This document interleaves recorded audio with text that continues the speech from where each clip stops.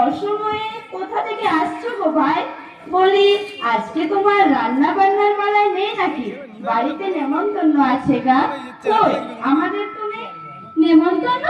নেমন্তন্ন না ছাই, অর্ধেক রান্না ফেলে আমোদরের মাঠে গিয়েছিলাম তোমার দেওরকে ডাকতে। ওই দেখো খেতে কাজ ফেলে আসছে।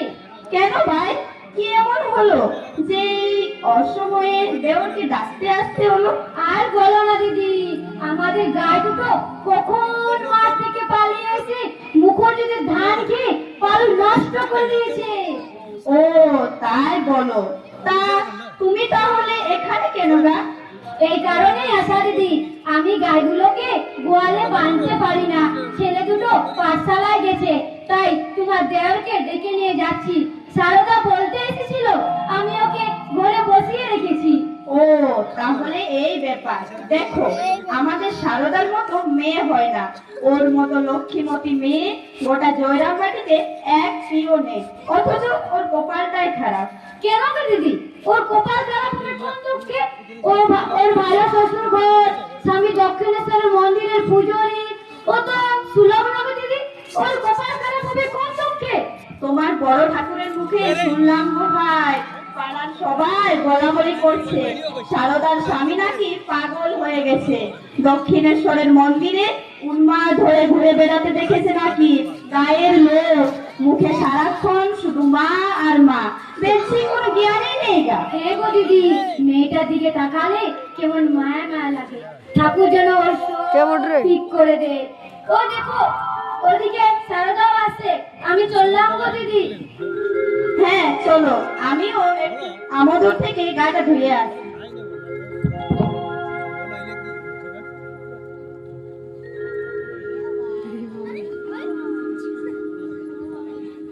গুণনীতি কিছুতেই শুনলো না গো।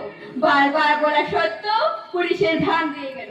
উঠান থেকে ধানগুলো তুলে রেখো, নাহলে আবার পায়রা চড়াই এসে বসে না যেন। গায়ে রাখা ধান খেয়েছে, সম্পত্তি ধান খাওয়ার জন্য আবার ক্ষতিপূরণ দিতে গেল। তুমি না নিলেই পারতে। তুমি তো চেনো না সারো না গুণনীতিকে। সে একবার যা বলে তাই করে। তারপর বিজয়া বৌমার কথায় আমি আর না করতে পারলাম না। জানোই তো আমাদের শাহরুখকে ওরা কতই না ভালোবাসে। সে তো আর অজানা নয়, তবু ওদের অবস্থাটাও জানো তো, তাই বলছিলাম। সবে বুঝি গো সারুন না, তবু আমাদের অনেক সময় অনেক কিছু মেনে নিতে হয়। হ্যাঁ, সেটা মেনে নিতেই হয়। যেমন আমাকে মেনে নিতে হচ্ছে, কারো মুখের উপর তো আর হাত দিতে পারি না। কেন গো হঠাৎ এমন কথা বলছো কেন? তুমি তো জানো না, পাড়ার সবাই আমাদের জামাই ঠাকুরকে নিয়ে কিসে বলাবলি করছে। আমি তো কিছুই শুনিনি, কি বলছে? পাড়ার সবাই সবাই বলাবলি করছে আমাদের জামাই ঠাকুর নাকি দক্ষিণেশ্বরীকে উন্মাদ হয়ে গেছে। রোগীর কথা তুমি সত্যি বলে মেনে নিলে গো দিদি? তোমার জামাইকে তোমার যে জয়রামবাটির লোকেরা বেশি জানে। ভালো ঠিক কথাই বলেছে গো। লোকের কথায়ও তো কান দিয়ে লাভ কি? লাভ না থাকলেও সবাই যখন বলছে, তখন না হয়ে কি চুপ থাকা যায়? ঠিক আছে, তুমি যখন বলছো আমি একবার কামার পুকুরে গিয়ে জামাই ঠাকুরের খবর নিয়ে আসবো। তোমরা কথা বলো, আমি চণ্ডী মণ্ডপ থেকে ঘুরে আসছি। গো দিদি, তুমি তোমার জামাইকে সন্দেহ করছো গো? তোমার জামাই শিব, সাক্ষাৎ কৃষ্ণ।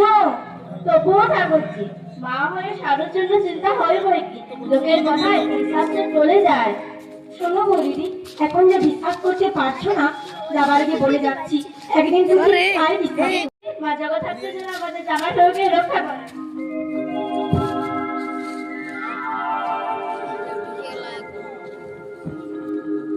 রক্ষা করো মা গো, রক্ষা করো। আমার স্বামী ঠাকুরকে তুমি রক্ষা করো। সবাই বলছে ঠাকুর দক্ষিণেশ্বরে গিয়ে উন্মাদ হয়ে গেছেন, কিন্তু আমার মনটা মানতে চায় না। চাইবে কেন রে সারু? তো ঠাকুরের তো কিচ্ছু হয়নি, দিব্যি মায়ের সেবা করে চলেছে। কেন যদি অন্যের কথা উল্টো পাল্টা মনে করিস? তুমি তুমি সত্যি বলছো পিসি? ওনার কিচ্ছু হয়নি? গ্রামের সবাই ঠাকুরের নামে যা তা বলছে, আমার এত ভালো লাগছে না। কতদিন মানুষটাকে দেখিনি, মনে হচ্ছে এক্ষুনি একবার গিয়ে ওই আপন ভোলা মানুষটিকে চোখে দেখা দেখি। দেখা যখন ইচ্ছে তোর মা, জানো একটি বার ঠাকুরকে দেখে আয়। তুমি বলছো পিসি আমি যাব? হ্যাঁ, অবশ্যই যাবি। কিন্তু বাবাকে বলবো কেমন করে? মাকে বলতেই আমার লজ্জা করে। চিন্তা কিসের শাড়ু মা, তোর এই ধারে পিছে আছে না, তোর মাকে আমি সব জানাবো, কেমন? আচ্ছা পিসি, এখন চলো তো, আমাকে মহাভারতের গল্প শোনাবে। এই তো লক্ষ্মী মেয়ের মতো কথা, চলো ভেতরে চলো।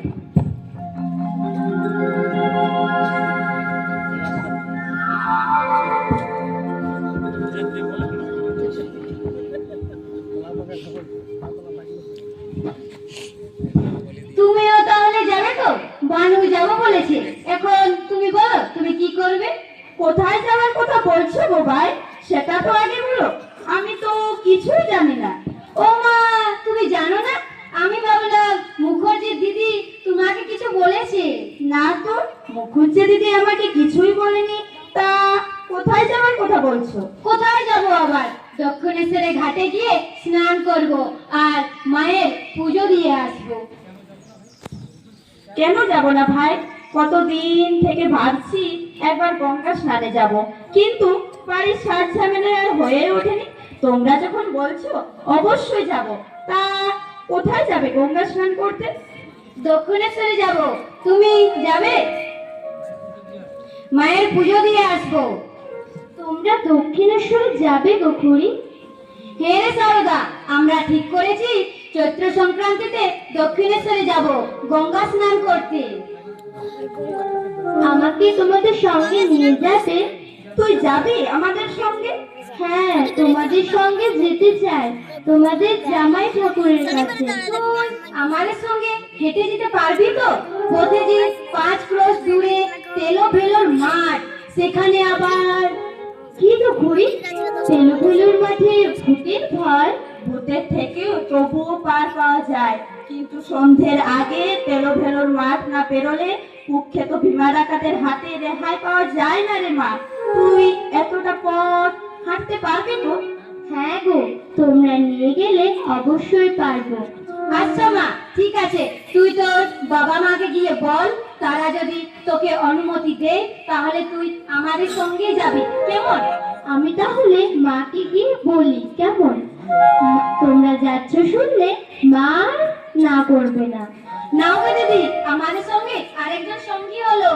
হ্যাঁ গো ভাই, যত লোক বেশি হয় ততই ভালো। গল্পে গল্পে কখন পথ পেরিয়ে যায় বোঝাই যায় না। এখন বাড়ি চলো। না গো দিদি, আমি একবার মা সিংহ বাহিনীর মন্দিরে যাব, মানতের নৈবেদ্য চড়িয়ে এসেছি, যাই প্রসাদ নিয়ে আসি। তাহলে চলো, আমিও একবার মায়ের মন্দিরে গিয়ে মাকে প্রণাম করে আসি। চলো দুজনে একসঙ্গে যাই।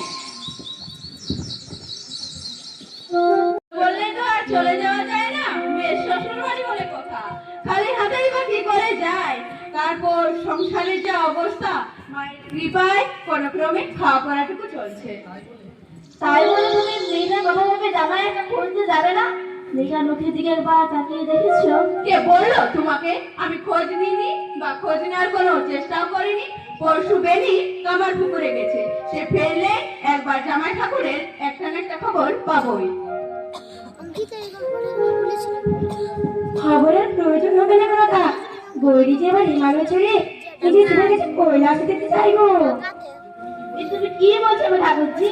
তোমার কথা কিছুই তো বুঝলাম না গা।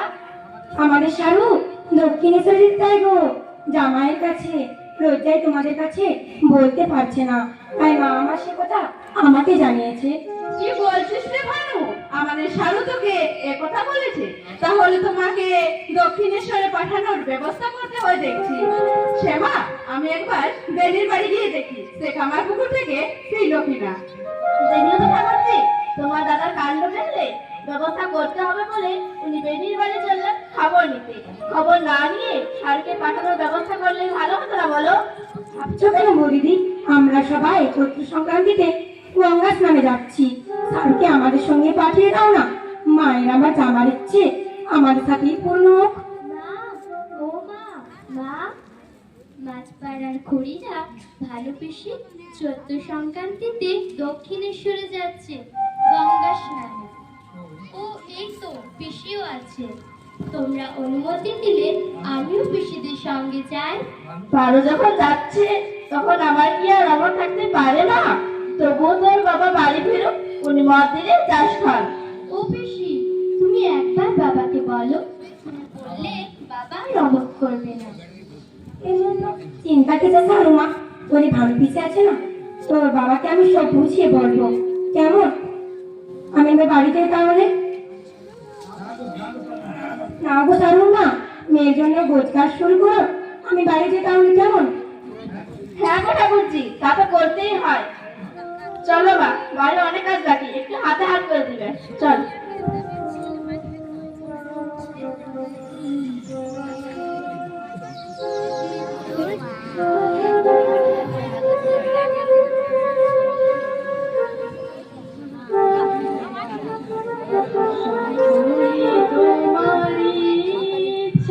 ইচ্ছা মই তারা তুমি, তোমার মর্ম তুমি করো, লোকে বলে করিয়া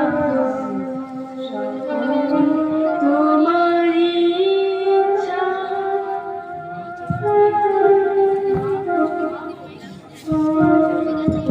মা, মা গো, সবই তোর ইচ্ছায় চলে মা।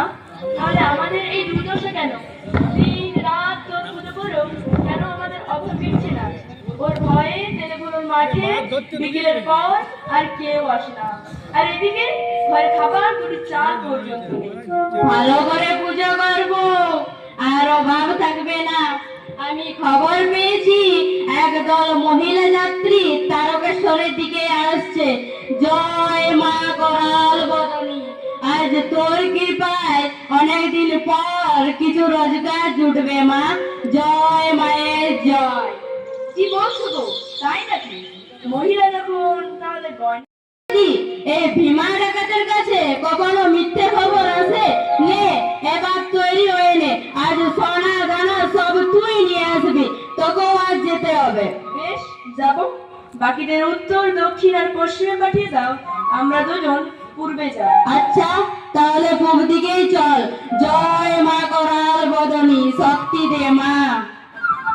একটু পা চালিয়ে চলো সবাই, সন্ধ্যা হয়ে এলো।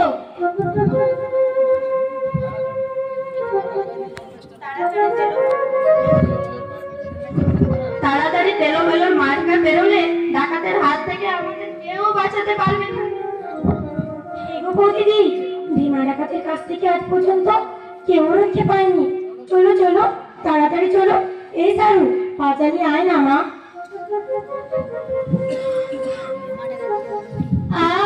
মা গো, সারু, কি হয়েছে সারু? ও সারু, কি হলো গো? ইস, কতটা পা কেটে গেল রে মা।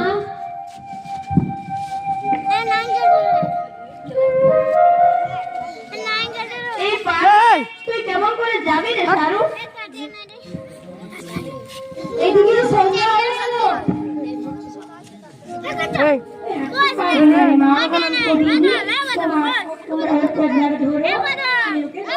যাচ্ছি, এতটা পথ তুমি আমাকে নিয়ে যেতে পারবে না পিসি।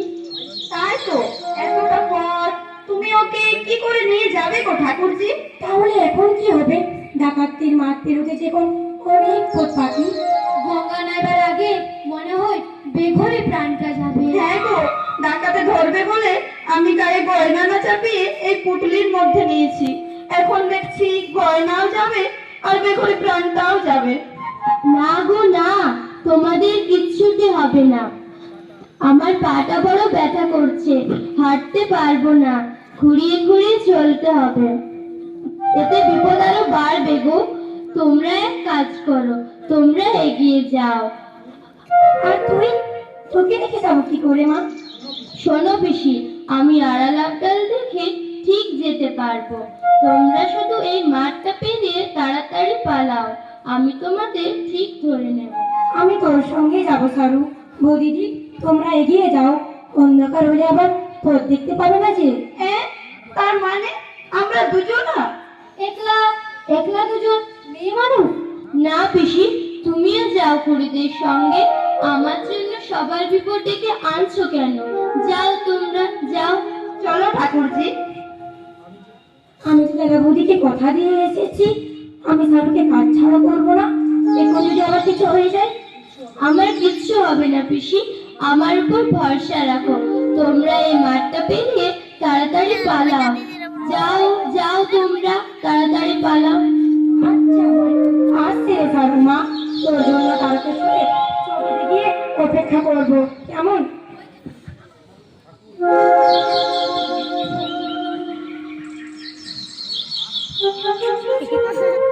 ঠাকুর, তুমি তোমার মায়ের কাছে প্রার্থনা করো যেন ওরা নির্বিঘ্নে মাঠটা পেরোতে পারে।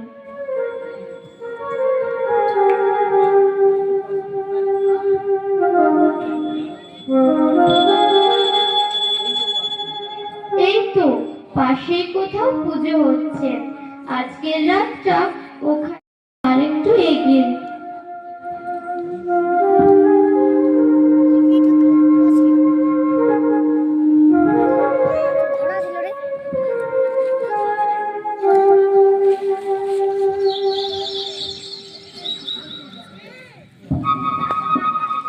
যা খবর আছে তাতে এই পথ দিয়ে আসার কথা, চলো লুকিয়ে থাকে। অন্ধকার তো হয়ে এলো, এখনো কি এ পথ ধরবে? কেন ধরবে না?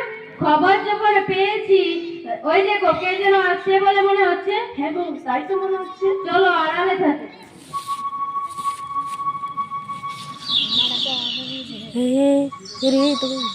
মন্দিরের ঘন্টার আওয়াজ শুনতে পাচ্ছিলাম, কোন এখন তো আর পাচ্ছি না। লোকালয় তো ঠর করতে পারছি না। যাই আরেকটু কে যায়? কে তুমি? আমি তোমার মেয়ে গো বাবা, শালু। এত বছর ডাকাতি করেছি, এ কথা তো শুনিনি। আমার মেয়ে?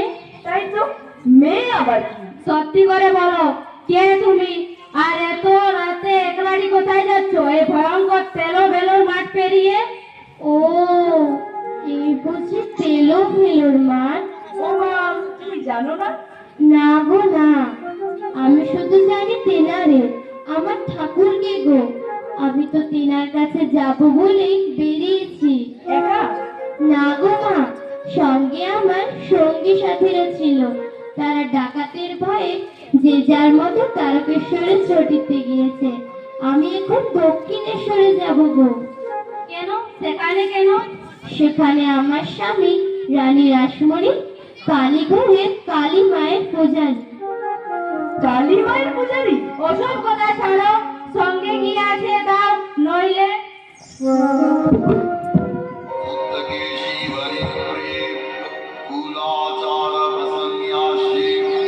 नमस्ते शंकर प्रिय गौरदं श्री गौराक्षी की शब्द प्रसादिनी गौर नमस्कारे नमस्ते चित्तवासिनी बंधुका शंकाशे नीकुले भयनाशिनी आत्मोदय समुत्पन्ने नमस्ते वरवन्दिनी जय देवी जगद्धात्री त्रिपुरादेवी देवते भक्तिभ्य वरदे देवी महिषगिनी नमोस्तुते। একই দেখছি আমি। কে তুমি মা? বললুম যে আমি তোমার মেয়ে শারু। দেখো না বাবা, এই নির্জন মাঠ, এই নির্জন মাঠে কি বিপদে পড়েছিল। এই যে তোমাদের পেল, প্রাণটা ফিরে এলো। আমাকে একটু বলে দাও না গো, তারকেশ্বরের পথটা কোন দিকে? তোমার শরীরটা যে ভালো নেই গো মা, এমন অবস্থায় যাবে কেমন করে? পাপ থাকতে মেয়ে আবার সন্ধ্যেবেলায় কোথায় যাবে? মেয়েকে ঘরে নিয়ে চলো বউ, রাতে থাকবে, সকালে পথ দেখিয়ে দেব। মা গো, একটি রাতে বাপের কাছেই থাকো মা। বেশ, তাই চলো।